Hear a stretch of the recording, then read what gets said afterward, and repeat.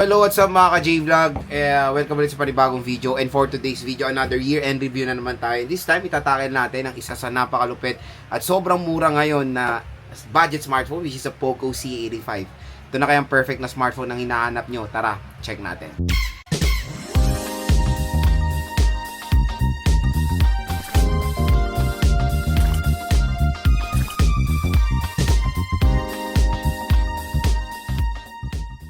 So ayan mga ka-J-Vlog, for today's video nga, itatopic natin ang Poco C85, isa sa napakabenta rin na smartphone ngayong 2025. And grabe, biruin mo ang presyo ngayon sa online.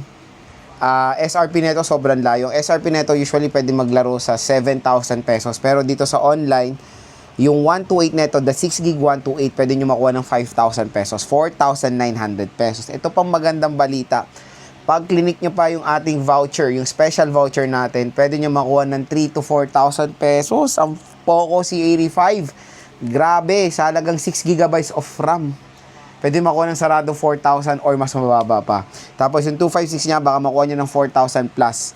Sobrang solid, 8GB 256 at 6GB 128. Yan ang isa sa magiging mabenta dito sa Poco C85 at yung reason kung bakit ito na yung i-consider yung bilhin ngayong 2025. So, yun nga, since marami nagsisale ngayong December, marami pa rin naghahanap ng panregalo. Malapit na magpasko, yung iba, naghahanap pa rin ng ireregalo sa sarili nila kasi siyempre nakakuha sila ng bonus, mag-upgrade sila ng smartphone. Ito na siguro ang isang magandang i-recommend sa inyo, ang Poco C85 mga idol.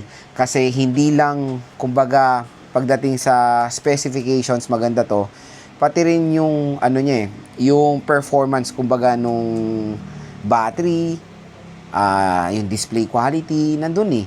So si Poco C85 again, mas mura siya dito sa online at dito sa ating View Products. Dito lang kayo bibili and no worries, official store po ni Poco yung nandito sa ating product link.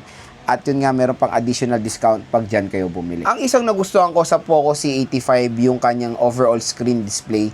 Dahil ang laki, 6.9 inches IPS LCD display. Although, for its price, I know iba naka-punch hole na. Dito kasi naka-notch. Bumawi naman si Poco C85 sa mga ibang perspective ng specification ng display.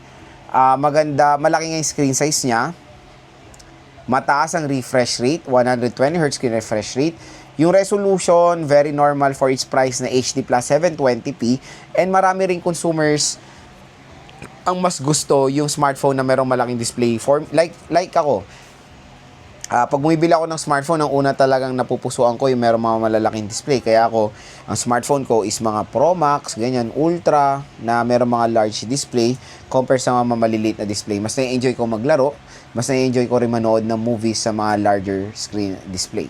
And meron mapoprovide yung Poco C85 para sa inyo. And ang gusto ko dito sa Poco C85, yung kanyang aspect ratio ay hindi po pahaba, palapad siya.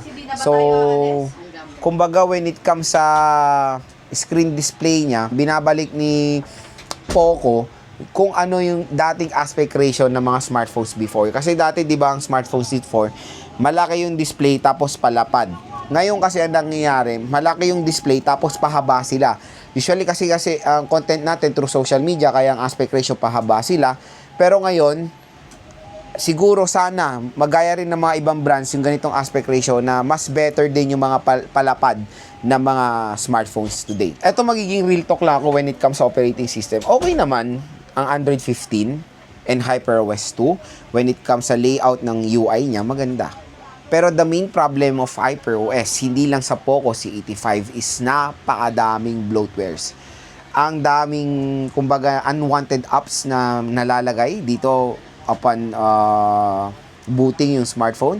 And the sad part din dito, merong ads yung file manager niya. Kung nakakonect kayo sa internet at binuksan nyo yung file manager, yung minsan may mag-a-appear na ads, na which is napaka-pangit na move na ginawa yan ni Poco na bakit nyo nilagyan ng ads ang isang file manager na hindi naman yan rektang dinownload ng consumer at part yan ng inyong OS. So, dapat, di ba, pag ganyan may mga ads, yan yung mga dinadownload nyo ng libre sa App Store na may consequences kung bakit nyo kinuha. At yan yung merong ads. Ito kasi, yung file manager na to is part of the operating system part yan ng smartphone na hindi ko yan nakikita sa ibang brand. To be honest, yung mga ibang file manager, wala pong mga ads yan sa ibang brand. Dito, consistent ko na try to sa Xiaomi and Poco na merong ads po yung file manager nila. I don't know kung sa mga ibang apps din ng Xiaomi or ng HyperWest may ads, pero dito sa Poco C85 the experience ko yan. For me, it's just my opinion na dapat wala pong ads yan, di ba? And hopefully ma-fix yan ng Poco or ng Xiaomi. Pero overall UI, napakaganda naman ng HyperWest. Isa to sa merong optimized na software din sa market. Pero yun nga lang, napapangitan na yung iba when it comes sa bloatware lang. When it comes sa chipset, I know yung iba magiging skeptical sa chipset. Pero again, specification-wise or performance-wise, okay na okay pa rin ng JT1 Ultra. Hindi po mabagal na processor yan at it can handle modern games today, MLCOD or mga MOBA games. And nakapaglaro rin ako ng Genshin dito and so far, nakakalaro naman tayo pero ang suggested dito is yung nasa lower settings po tayo. Pero performance niya sa casual things, mapoprovide naman po yan ng Poco C85. No worries mga idol when it comes sa ganyan mga perspective, kayang-kaya i-handle ng device na to. Wag na wag kayo mag-alala when it comes sa day-to-day task lang. Kasi I know yung mga iba ay 4,000 siguro, mabagal ang processor nito like opening ng mga apps lang. Hindi po. Kasi meron ako mga na-experience din na ibang brands na which is iba processor naman, na kahit sa mga opening of apps, delay or medyo slow response and scrolling and nagkakaroon tayo ng stuttering or lag. Dito naman sa Poco C85, so far for me when it comes sa mga ganyang task lang na very basic, na-handle niya naman properly. Next, yung kanyang camera. The camera, tingnan nyo yung design niya is parang square shape camera. Meron siyang square shape camera module at sa malayo, nakala nyo, napakadaming lente netong Poco C85. Pero hindi po mga ka-J-Vlog. Ilang lang naman ang lente na mapoprovide netong device na to. Pero ang pinaka-main lang dito na useful is the 50 megapixel main camera. And syempre, meron siya 8 megapixel camera. Magpo-provide ulit ako ng mga photo samples ng Poco C85. And so far, when it comes sa performance ng kanyang camera, it can give justice naman sa kanyang presyo. Next, sa pag-usapan natin yung battery. Nakakatuwa kasi sa battery nito, napakalaki.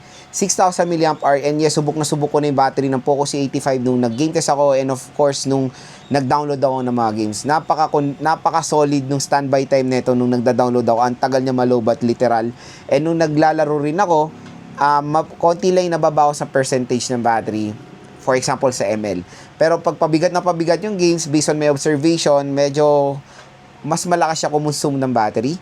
Pero again, ang battery consumption ng mga consumers ay nagdedepende yan sa paggamit. Iba-iba po tayo ng pattern ng paggamit ng device. Kaya iba-iba po tayo ng way kung paano malobat ang ating smartphone. Pero so far specification and based on my observation sa performance ng battery ng Poco C85, makunat po ang battery niyan. And when it comes sa design and aesthetic, very simple lang naman na mapoprovide na itong smartphone na to. Not too classy or hindi siya ganun ka eye-catching when it comes sa design niya. Pero iba makukuha yung attention nito dahil ang laki ng camera module netong si Poco C85 mga idol. Pero the design, kung i-rate ko yung design nito, 1 on ng highest for me, nasa 5. Kasi very basic lang siya and maganda rin naman yung color option na mapoprovide netong Poco C85. The good news dito is for its price na 3 to 5,000 pesos, naka 33 watts fast charging na siya. Again, tulad ng sinasabi ko sa mga ibang reviews ko na perfect talagang i-eterno when it comes sa 6,000 mAh battery capacity is 33 watts na po mga idol. So at least naka 33 watts na si Poco C85 na yung 6,000 mAh na siguro mga 1 hour and 30 minutes full charge na etong smartphone na to. And syempre sa mga consumers na gagamitin to for work, especially sa ating mga motor taxi riders natin or delivery riders, maganda itong i-recommend, to be honest, kasi makunat ang battery, mabilis pa mag-charge, malaki yung display na perfect for navigating nyo. Ang malupit pa dito, meron siyang water protection. So, goodbye na kayo sa nilalagyan nyo pa ng plastic yung smartphone nyo pag umuulan. Dito po, no worries, hindi nyo nalagyan ng plastic, may protection po sa tubig itong device na to. So, pinaka-buying factor nyo sa Poco C85, to be honest, yung RAM at ROM. Napaka-generous ni Poco magbigay ng ganitong RAM at ROM sa murang halaga. Yan ang pinaka-advantage ng Poco C85 sa mga ibang brands na usually 4GB 128, 4GB 64, di ba? Dito pinaka-minimum na po is 6GB na napakalaki at yan na rin siguro ang ino-option ng mga iba na RAM ngayong 2026.